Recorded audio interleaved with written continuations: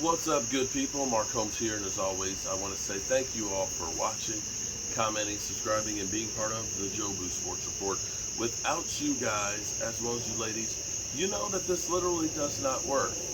Um, Let me say thank you for everybody who's been worried about my health and everything else, because they've heard me coughing and hacking and everything else, and I'm definitely on the mend.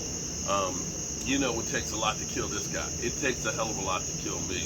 In fact, I've been close to death a couple of times, but you know, I think I'm like a cat, and I've got 9 lives, so I think I got at least 5 or 6 left. I think I do. I'm hoping that I do.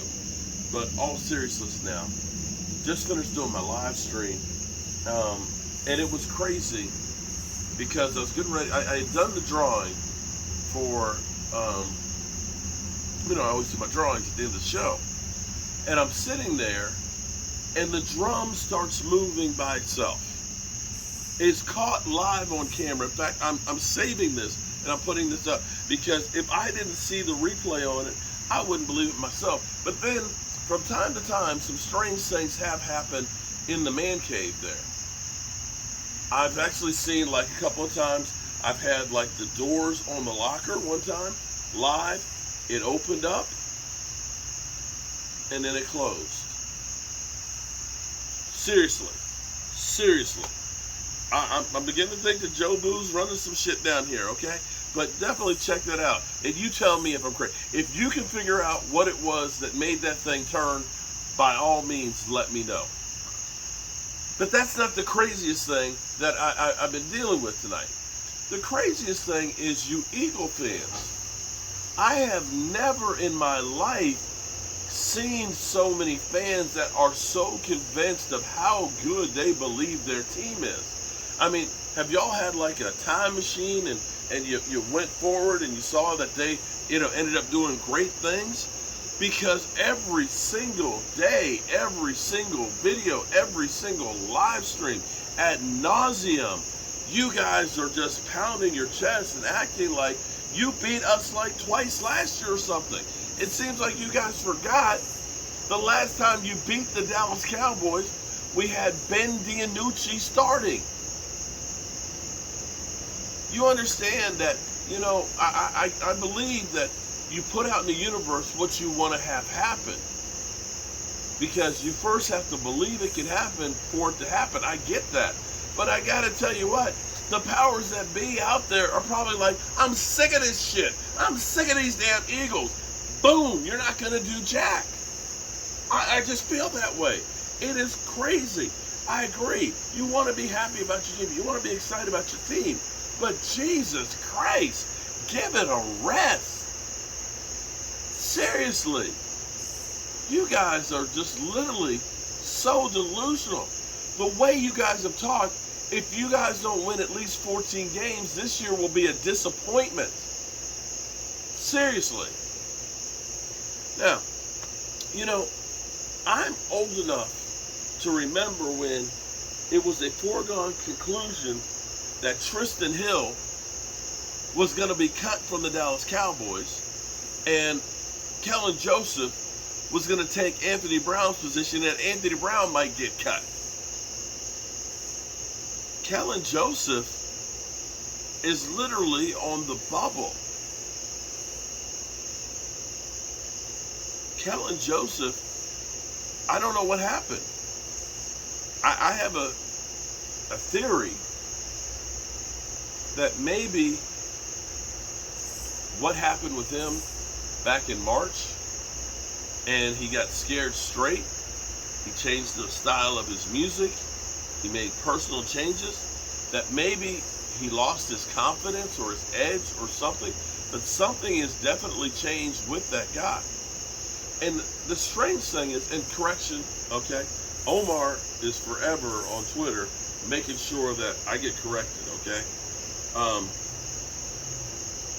I did a comparison because I was talking about first-round picks, okay? First-round picks. And looking at what the Eagles have done, basically Lane Johnson was the great last first-round pick that they had. The jury's still out on Devontae Smith and, of course, Jordan Davis, although Billy 500 already has him up there with Reggie White. But be that as it may. when I was using the Dallas Cowboys in there, they have yellow all the players that were Pro Bowlers. Well, I couldn't remember who was in the Pro Bowl. I didn't watch the damn Pro Bowl. And who gives a rat's ass about the Pro Bowl other than being named on it?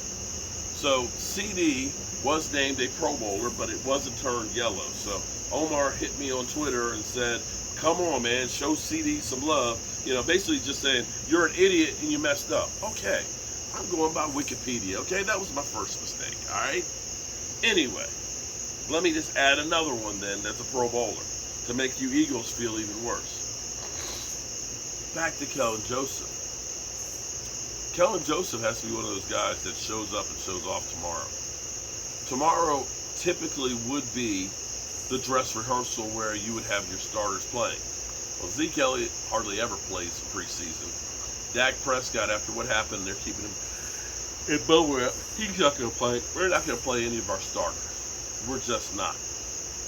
But one thing has been crazy is Tysten Hill, much maligned because, you know, he had the issues in Florida in college where he didn't get along with the coaching staff, who, when he got here, had to sign a workout clause with Rod Martinelli and ended up not seeing that much playing time, got injured his second year and so on, got slowed down last year because he was still recovering from the ACL tear and didn't play most of the season and was pretty much written off.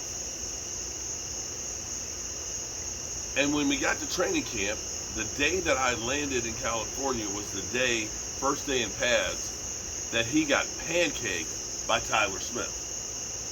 Well, I've been telling you that one play does not a career make, you know, because if that was the case, Basher with that one-handed catch in the end zone early in training camp would be our number one receiver. But since that time,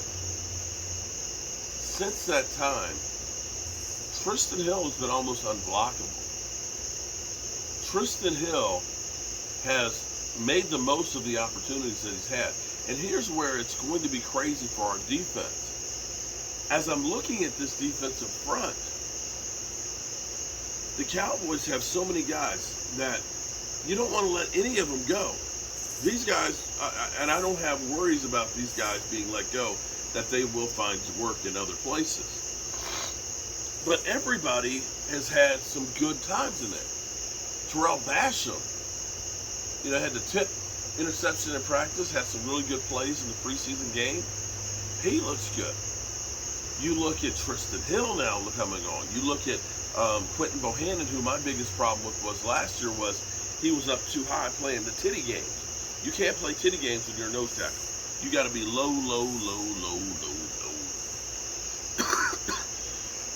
But he's getting his pad level down. You don't want to let go of John Ridgeway because, you know, he busts heads. He's raw and needs work, and you want to develop that. But you've got Neville Gallimore, who looks like our best pure tackle out there. You got Osei, who's probably going to be the starter over there.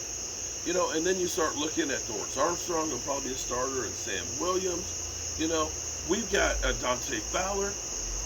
Not all these guys are going to be able to be on the roster. And you don't want to let any of them go. That's the hard part about football is we get attached to players like their family, and it's just hard. It is just hard. So that's all I got for you guys for tonight. I am feeling better, thank goodness. Tomorrow will be a busy day between, I've got to get this desk finished for my daughter because she starts classes on Monday and she needs the desk, so I've got to get going early on that. We have the Washington Commanders, and I find, you know what, you Commanders fans, I don't know how the hell you think you have the right to talk about anybody. I had a Commanders fan come through and say, well, you know, Zeke Elliott, the last two games against us, he has a rush for 45 yards. It's like, but dude, you do know we beat you 56-14, right? You do know we beat you 56-14, right? You know that your starting running back can't seem to hold onto the football, that they've come up with special prosthesis practice footballs to try and keep him from fumbling, that he's literally in Ron Rivera's doghouse where they've got him now returning punts. And you got the nerve to try and talk about my running back? Come on, dude. Get out of here. We got the Commanders game at 4 and then the Cowboys at 10. So it's going to be a long night. And so I'm going to go ahead and get ready to go to bed because I'm old. But you know how I always end this. Life is precious. It's too damn short. And nobody has tomorrow promised. So you better make sure that you let the people know that you love them and how you feel about them. And I love you guys. And God willing, I'll see you tomorrow. Haters, I love you too.